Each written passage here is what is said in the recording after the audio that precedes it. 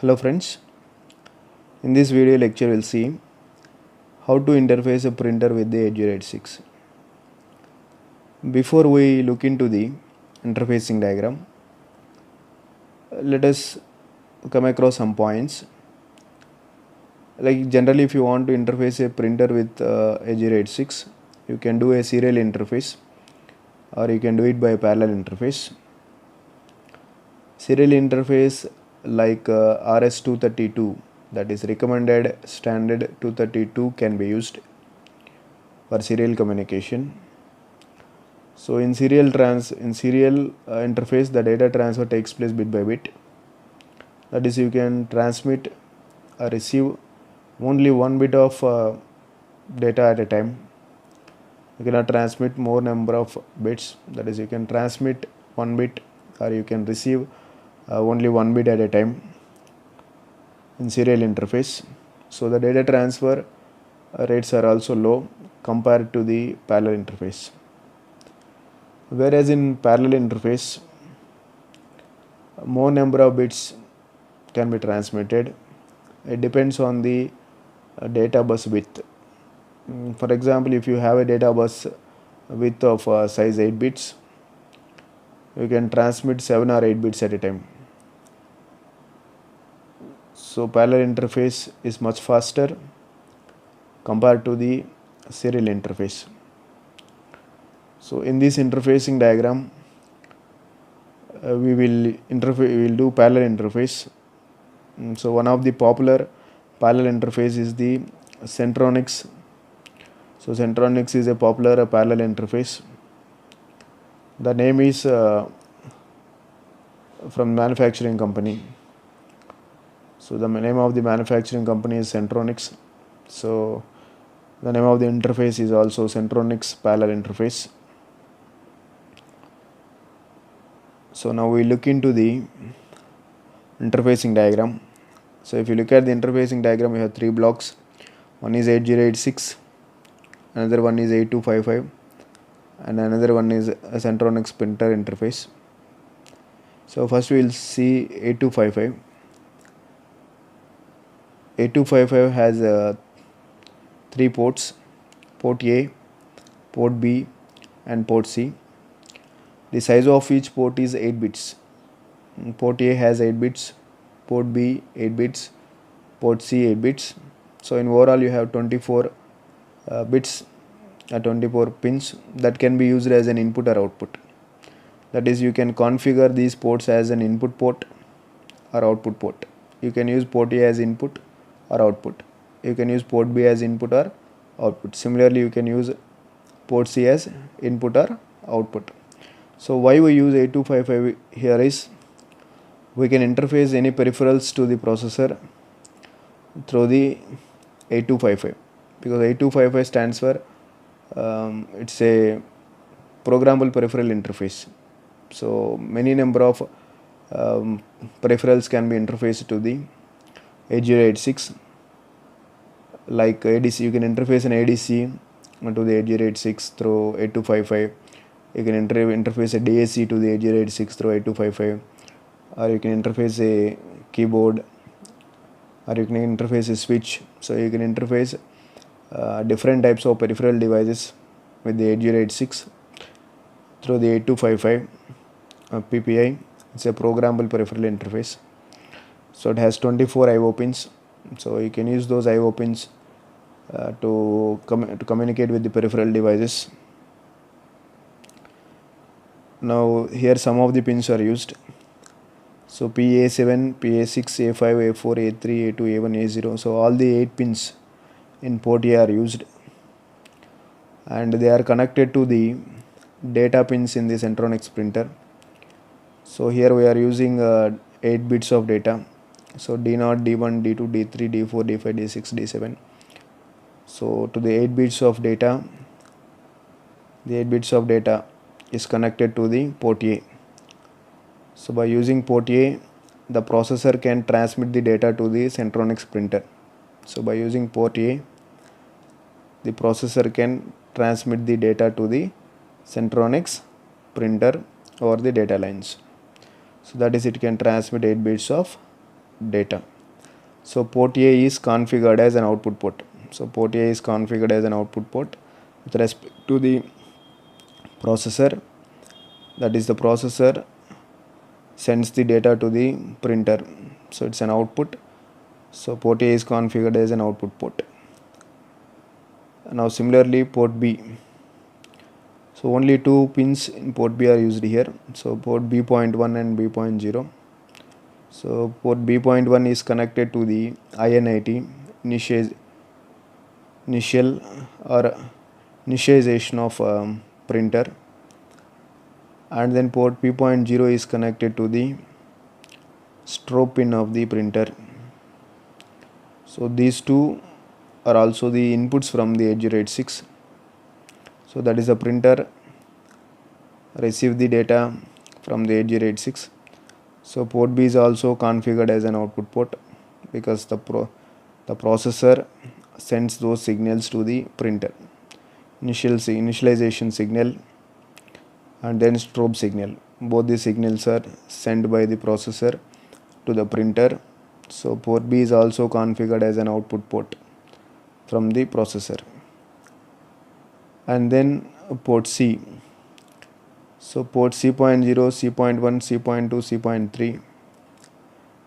So four ports or 4 port pins of port C is used, and port C is configured as an input port. So you can see it clearly, port C is configured as an input port here. Why? Because the processor receives the signals from the printer. So processor is used to get the data in this case. That is, it receives the data, processor receives the data. So processor gets the input from the printer. So this port is configured as an input port. So it receives the input signals from the printer like PE, paper, exhausted, an error signal or error message from the printer, a busy signal from the printer, and acknowledgement signal from the printer. So you have 3 ports in the 8255. So we are using one port to transmit the data, and you are using 2 more ports, PB, some of the pins in the 2 more ports to generate or to receive the control signals. So these ports are set up as an input or output port with respect to the processor, and you can see a ground connection between the processor 8255 and the printer. Now let us look at these functions of the Centronics printer pins. So D0 to D7 is used to receive the data from the processor, and INIT, it's a initialization signal. So whenever the processor send a low signal, that is initialization signal, for more than 5 microseconds to the printer, the printer restarts or starts at default state by resetting all its internal buffer,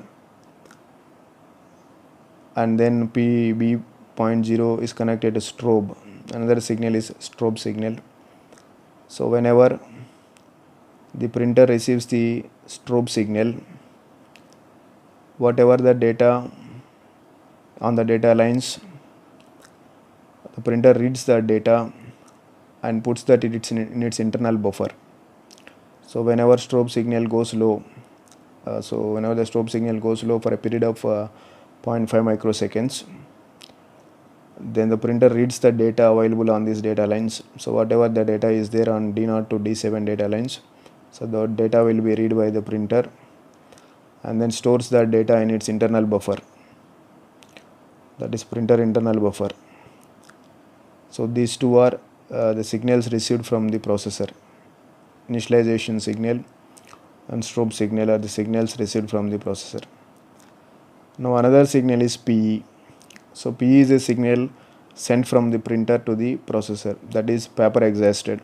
So whenever the printer is out of paper, then it sends a signal to the processor on the pin PC.3. So that is paper exhausted signal. Another one is error signal. So low signal, that is 0, logic 0 is sent to the PC.2. So whenever the printer is having an error, like printer could not communicate well, or the printer is having some errors, then it sends an error signal over the pin PC to point 0 and busy.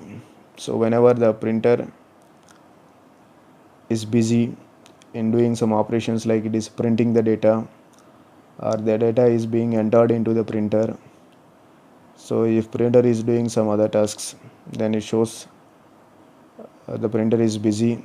So it sends a busy signal to the processor, indicates that I'm doing something, I'm working on it, or processing the data. So it sends a busy signal to the 8086. So acknowledgement is a signal, another signal sent from the printer to the processor. It tells the processor that I'm ready to receive the next data. So acknowledgement is a signal which is sent to the processor to indicate that the printer is ready to receive the next data.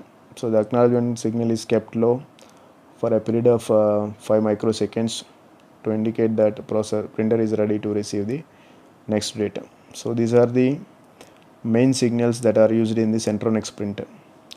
Generally, Centronics printer have 36 pins, in which some of the pins are not used, and you also have plus 5 volts power supply pin in the Centronics printer, and some of the pins are not used, and there are some pins with some special functions, and those connections are not shown here. Only the signals, important signals that are required to interface with the 8086 are only shown here. So remember, Centronics printer has 36 number of pins. So this is the interfacing of a printer with the 8086 through the 8255 PPI. Now let us look at the timing diagram for better understanding of the printer operation. Now let us look at the timing diagram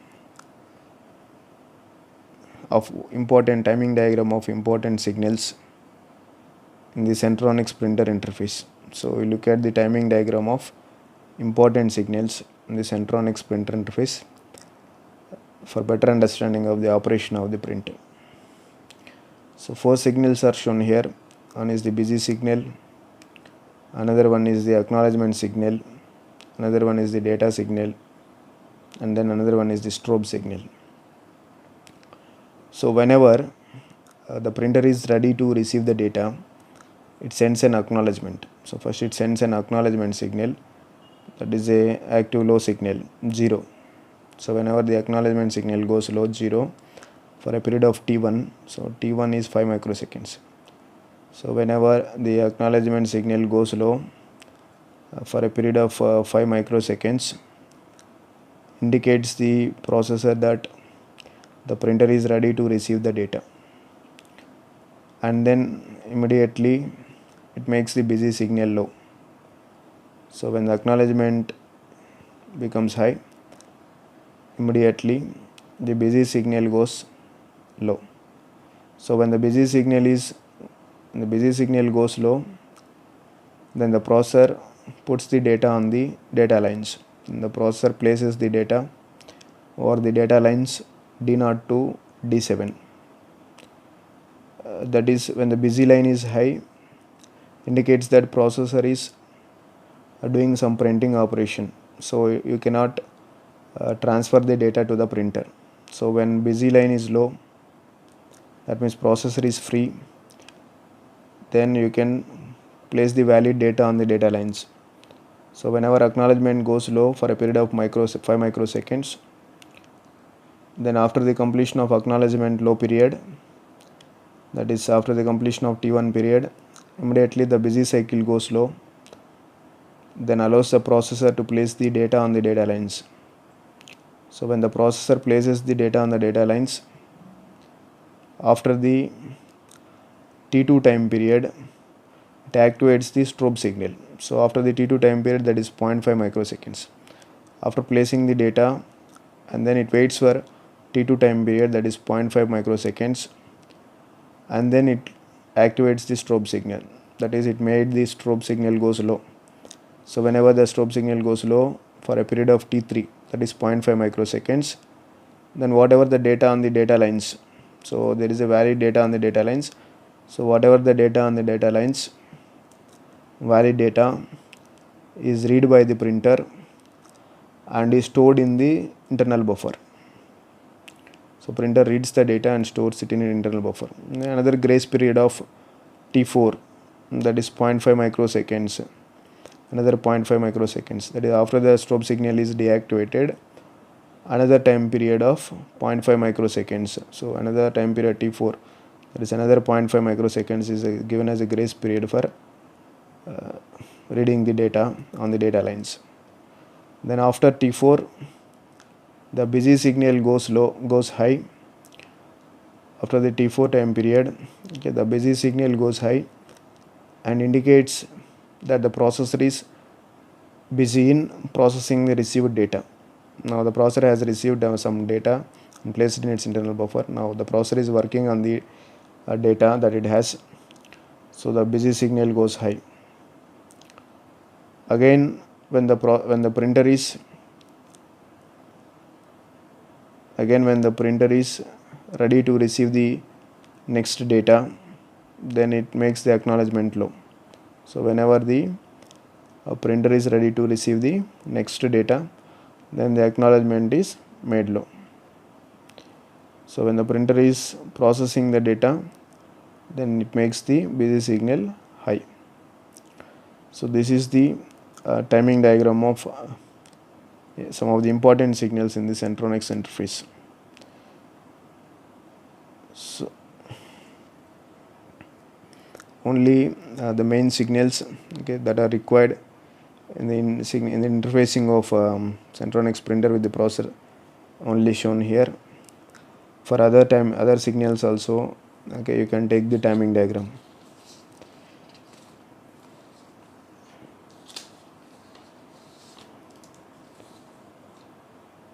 So some signal descriptions and their name and whether it is an input or output is given here. That is already we have discussed. So data lines, we have 8 data lines, and the data lines is output data line. And similarly, a strobe is one signal, so that is an output signal. So strobe is a signal from the processor, so it is output signal. And the acknowledgement, so acknowledgement is also one signal. Acknowledgement is an input signal because the acknowledgement is given by the printer. And similarly, busy signal, so busy signal is also one signal and it is also input signal as it is given by the printer. Similarly, error signal, so error signal is also one signal and it is given by the printer, so it is an input signal. So paper exhausted, PE signal is also one signal and it is also given by the printer, so it is also input signal. Another one is initialize signal, INIT, which is given by the processor, so that is an output device.